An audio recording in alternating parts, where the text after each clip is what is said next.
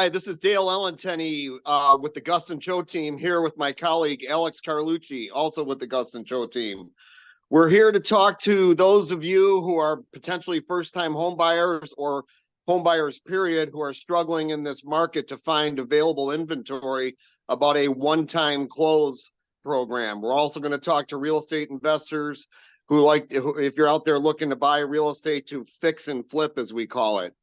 So let's start with the one-time close and what that means to you. And I'll give you an example of a deal that I'm working on right now with a young couple who are looking to buy.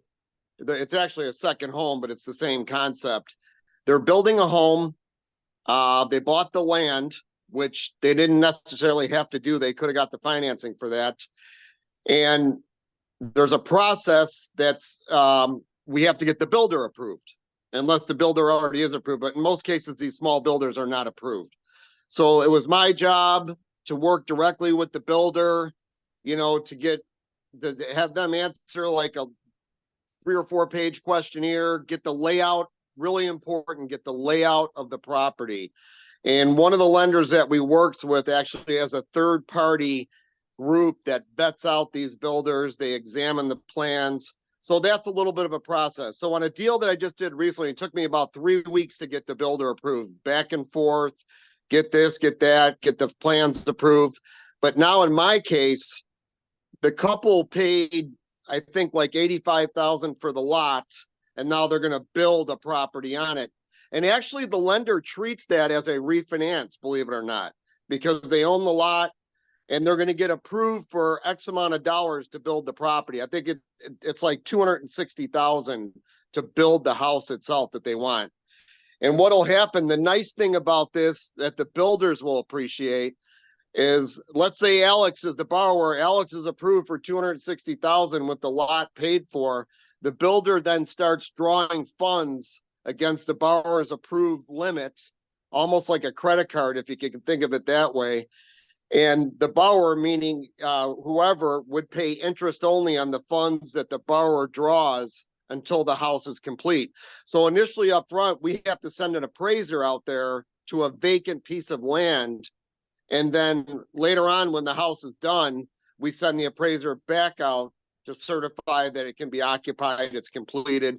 And at that point, it's just converted into a normal 30-year fixed loan, just like as if you were buying an existing home out there. So why I think this is important, and I'm seeing more and more interest in it, and I'm sure Alex can attest to this in the housing market. I mean, we are near historic lows on available inventory. We got people looking at houses who go under contract who then cancel the contract because after the inspections are done, it's just not a good deal for them. So now they're kind of looking in this direction a little bit. New construction versus existing, only because the available existing in a lot of cases, it's either in really good shape and somewhat affordable, or affordable, but not in good shape. What do you think, Alex, like specifically on the housing market, on how this could help people? So the housing market, there's supply issues all over the place.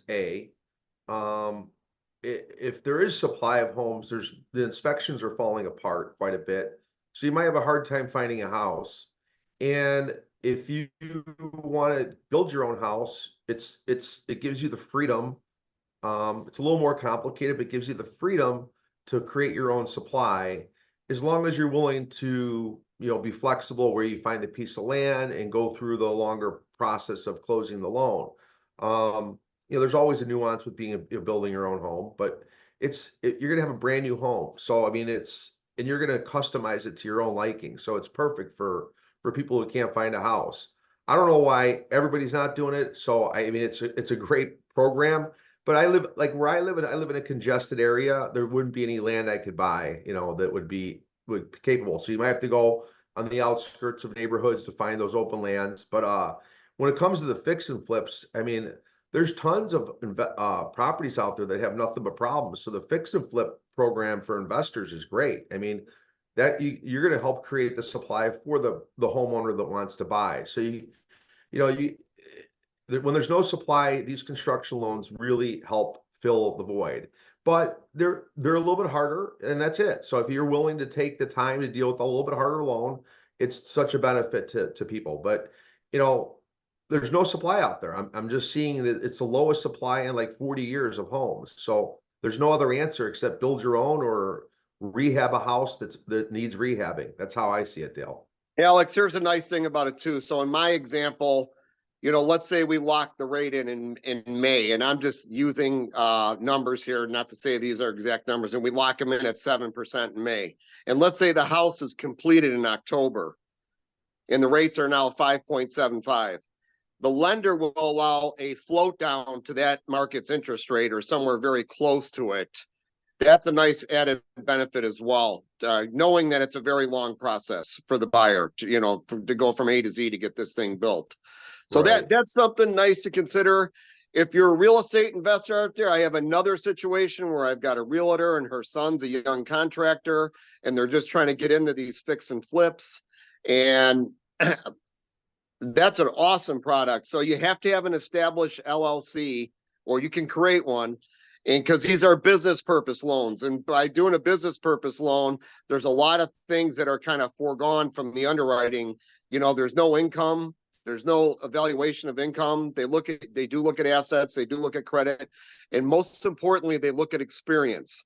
So I'll give an example of, I got a younger group, meaning mother and son out there looking. They've only done one property in the last 36 months. And that is what they look at. Like, what have you done in the last 36 months as far as fix and flips? So in their case, more than likely, it's going to be 20% down. If the property costs 300,000, 20% down is 60,000. If they think they need to put 100,000 into it, they're going to get 100% of the construction dollars. The key is, though, what's the after repair value? Because the lender, on somebody with limited experience, they're going to say 70%. So if your after repair value is 450 and you multiply that times 70%, your loan amount, your total amount financed between the acquisition and the construction dollars cannot exceed that. Otherwise, you got to come out of pocket with more money. But Right. it's a really nice situation. Like Alex said, we got an inventory problem. People identify a good deal, and there's a lot of potential first-time home buyers out there that are waiting to get into the market. Yeah. I mean, fix and flip is a great product for investors that have the experience. It's less money down than a person that doesn't have experience. But if you're going to be fixing and flipping, you're going to be finding that you're going to have buyers waiting for you 9 months because there's no supply, like we just talked about. Now with the one-time construction, I want to know, Dale, that since you're doing one right now, is how hard was it for the builder to get approved? Did he seem frustrated or she seem frustrated with the process? Did you feel like that any time that they're No, it wasn't that bad. no, It was pretty, I got the questionnaire filled out. I sent it to the third party company. They kind of pushed back on a couple things. I went to the builder.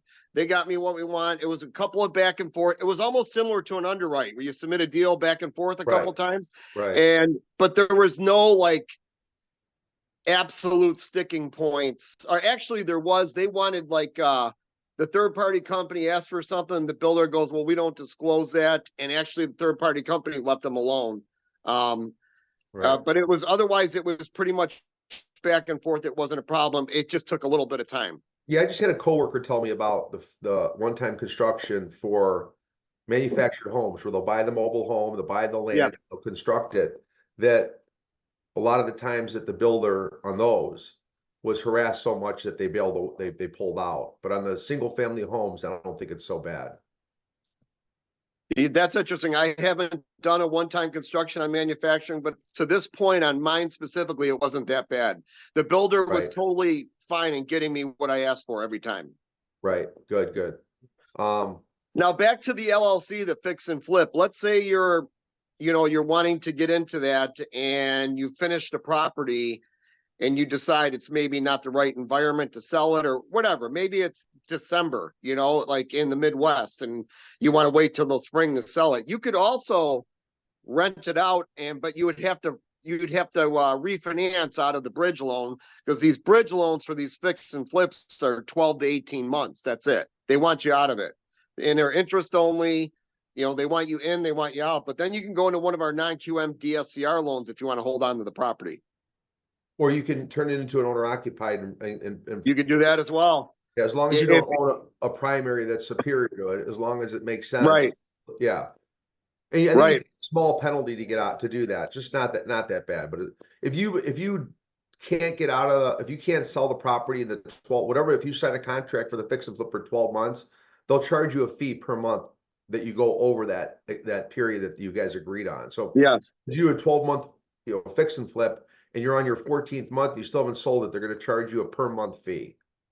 Yes. So, yeah. So you want to get out of it if you're flipping it. Now, if you want to turn it into your own owner occupied, because you can't sell it, you can do that too. But you would have to get your own financing. You'd have to get out of that fix and flip Yeah. loan. Right. Because now you intend to occupy the property versus it being a business purpose loan. Right. So like you said, the fix and flip is a short-term loan. It's not meant to last any more than the term, like 12 months, usually. But Sometimes I 18. think there's opportunities out there with that right now, given Yeah. the fact, that people are struggling to find houses. I have a young guy looking right now. He's on his third house. He thought he had one he really liked until the inspector went through it. So this is what I noticed too about fix and flips. You can be your own construction guy versus the one-time construction you cannot. You cannot, right?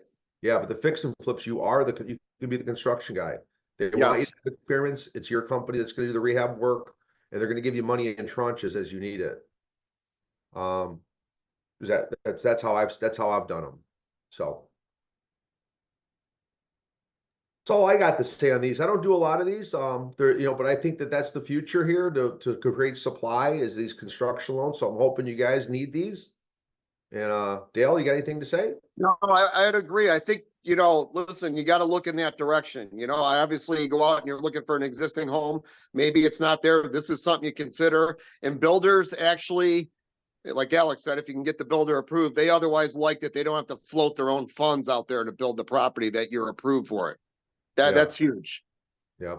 And if you're lucky, the builder's already been approved with our investors, then we don't have to go through that process. So Yes. if they're a famous builder in their town and they're a one-off kind of guy that does, individual people's, but does so many that his name's on all the list, we can skip that 3-week process of pre-approving the builder.